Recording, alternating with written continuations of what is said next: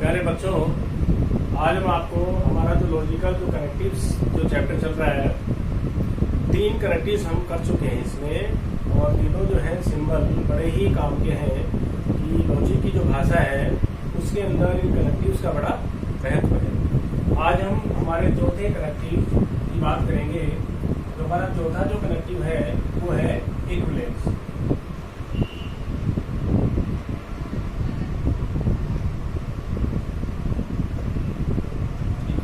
या समतुल्य या आपादक बड़ा ही महत्वपूर्ण है। इक्विवेलेंस कहेंगे हिंदी में समतुल्य या तीव्र आपादक, है ना। तो इसमें क्या होता है कि इसकी जो पहचान है समतुल्य की वो है यदि और केवल यदि और केवल यदि, ये इसकी पहचान है कि वाक्यों में जहां कहीं भी यदि और केवल यदि आता है उसको हम समतुल्य कनेक्टिव कहेंगे, ठीक है ना। और इसका जो सिंबल है, प्रतीक है, वो है 3 बराबर दंड।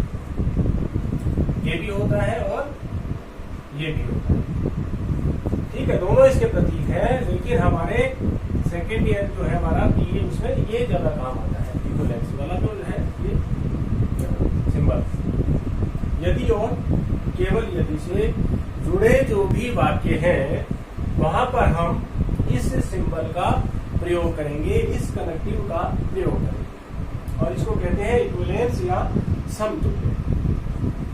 अब इसकी जो सत्यता सारणी है, ट्रुथ टेबल, वो क्या कहती है? ट्रुथ टेबल जो है वो ये कहती है कि जहां कहीं भी समान मूल्य हो दो पदों मतलब P और Q के समान मूल्य हो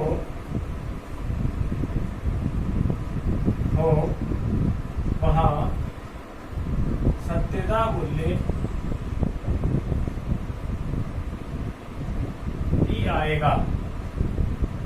मतलब सत्यता मूल्य सत्य आएगा। दोनों पदों के समान मूल्य होने पर, समान का मतलब यदि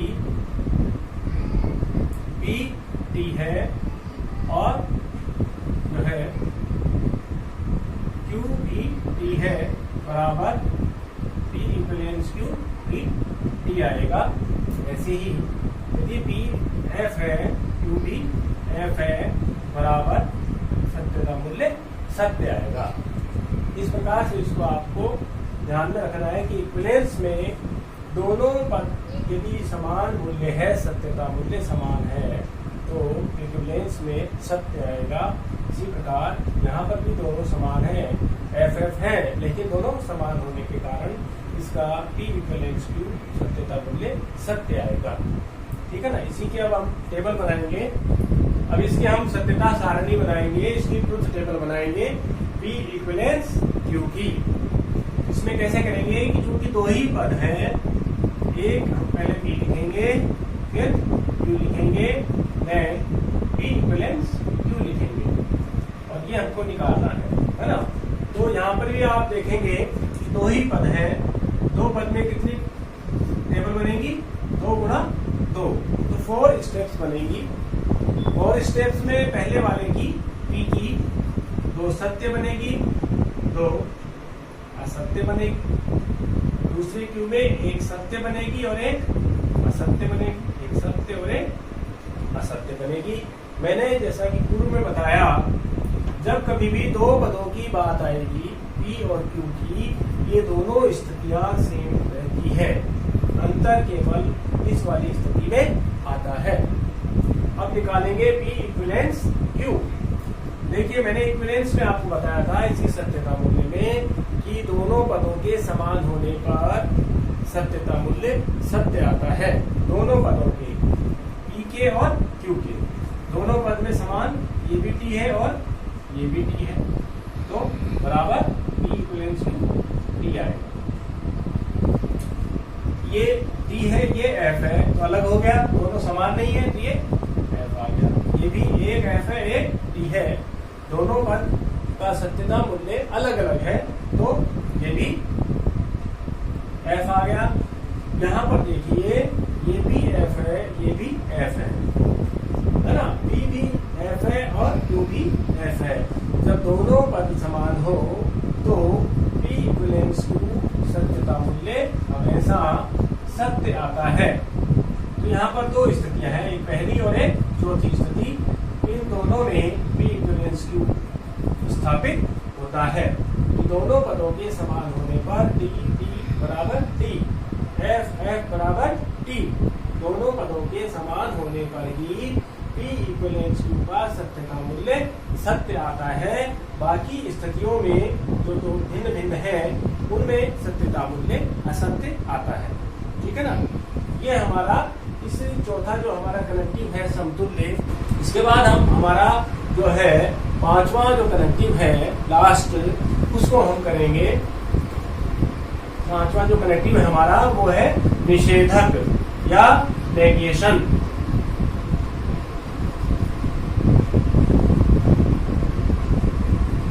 कई बार क्या होता है भाषा में निषेधात्मक वाक्य भी आते हैं, नेगेटिव सेंटेंस भी आते हैं, तो उनके लिए जो है पांचवा कनेक्टिव रखा गया है जिसको कहते हैं नेगेशन।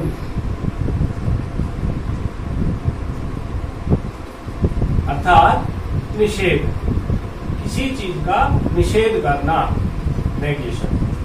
जैसे आप ये कहें कि आप जो है चाय लेंगे, टी।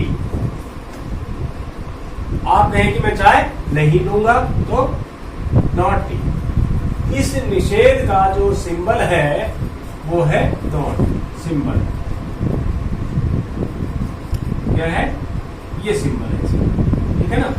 तो ध्यान रखेंगे ये सिंबल है इसका। तो आपसे कहा गया कि चाय लेंगे तो टी, आपने कहा मैं चाय नहीं लूंगा तो नॉट टी, ठीक है ना। तो निषेध को हम इस प्रकार से सिंबलाइज करेंगे। अब इसकी जब हम सत्यता सारणी की बात करेंगे ट्रुथ टेबल की, तो उसको हम किस प्रकार से बनाएंगे ट्रुथ टेबल को? चूंकि यहाँ पर एक ही पद है, उसको हम पी भी कह सकते हैं और नॉट पी भी कह सकते हैं, है ना। एक पद है तो एक में कितनी बनेगी? 1 गुणा 2 बराबर 2 स्टेप्स बनेगी। तो ऐसे लिख देंगे पी और नॉट पी, है ना। तो 2 बनेगी, तो पहली बनेगी सत्य और दूसरी असत्य।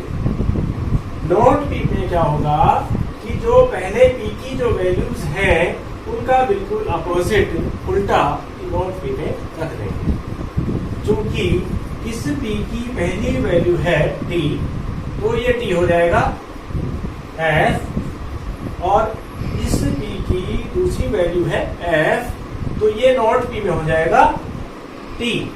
ये है नेगेशन की सत्यता सारणी, ठीक है ना।